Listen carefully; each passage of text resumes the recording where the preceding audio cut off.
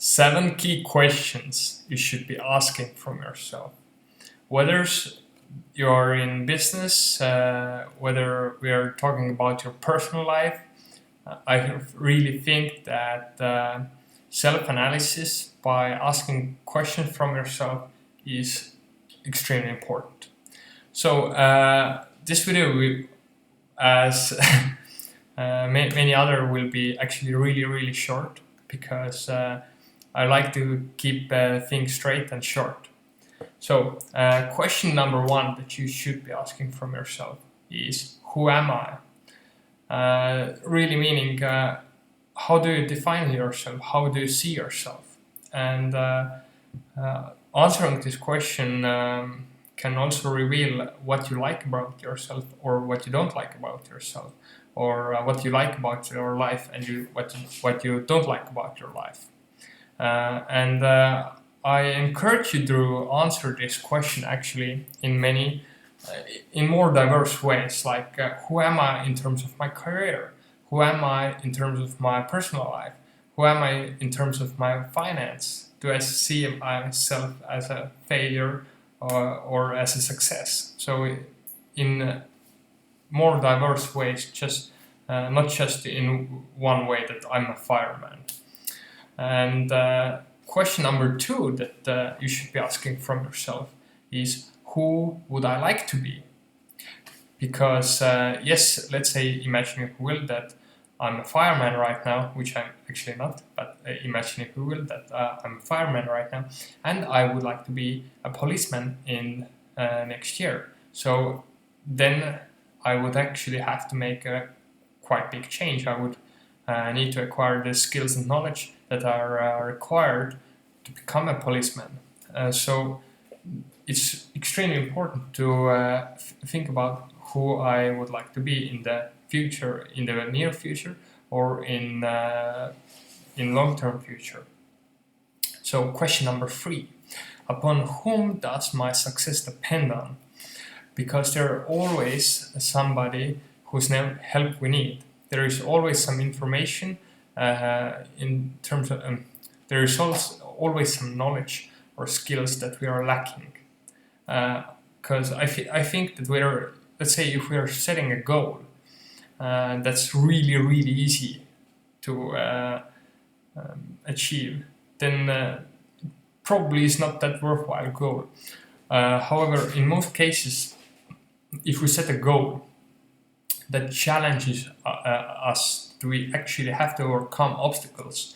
There is always something that we are lacking, and in the progress of moving towards the goal, we're actually growing, and because of that, sometimes it's more important progress than the goal itself, because we become more in order to achieve the goal. So question number 4 is, what can I do especially well? This means what am I great at? And it's one of the trickiest questions to answer for me, actually, because I have had times when I felt mediocre in almost everything, whether it's cooking, career, training, and becoming over this modesty, like I am not actually that good at this particular thing, or that one. Actually, there are definitely things that we're actually really good at, and identifying those, whether alone or asking people who know us, like what am I really good at, and maybe tell you, and so finding out such things can really help you to become better version of yourself. So question number 5, in any area of my life, what are the 10 to 20% of activities that give 80 to 90% of the results? So in terms of strategy, there are always many activities that we can do in order to realize our results, desired results. However, since time is one of the biggest constraints, because we are not immortal, we also need to be efficient, not just productive. And because of efficiency, it's so important to always seek the key activities which are, so to say, most cost effective. Because if we have to pay a lot of time to produce a particular result, it's always best to pay the smallest price. If we can get the same amount of results or even more results with certain activities. And especially for me, it is in terms of fitness, and I've seen that some particular exercises work for me the most, and I practice these key exercises to become better and better, and I don't really put so much focus on those exercises that don't work for me, and because of that I don't actually have to train like insanely amount of time to keep myself fit or to improve my level of fitness.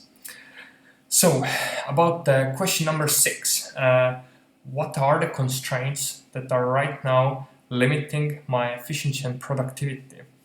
Actually, I would say that yes, constraints are like obstacles. However, they can also be activities we should not be actually doing. And we should always ask ourselves, like, knowing what I now know, what are the activity, what would I stop doing, or what would I start doing? Because a constraint can also be like knowledge that we are lacking, or skill that we are lacking. We're not maybe we're not so skillful in planning, and we spend tremendous amount of planning, and we don't really have then time to actually do the action, or we don't really review things. We are really weak in analysis, and because of that we really keep making the same mistakes. Yeah. And now coming to question number 7, the last question, and perhaps even the most important question of all those 7. What specific actions will I take based on the answers of to these questions? Because self-analysis is one thing. However, if we do not take any action, we won't see any improvement. So it's always so important to also take action, whether it's in terms of just writing out some plan for tomorrow, for next week. What changes am I making to either improve or maintain the same level, or whatever we want to achieve.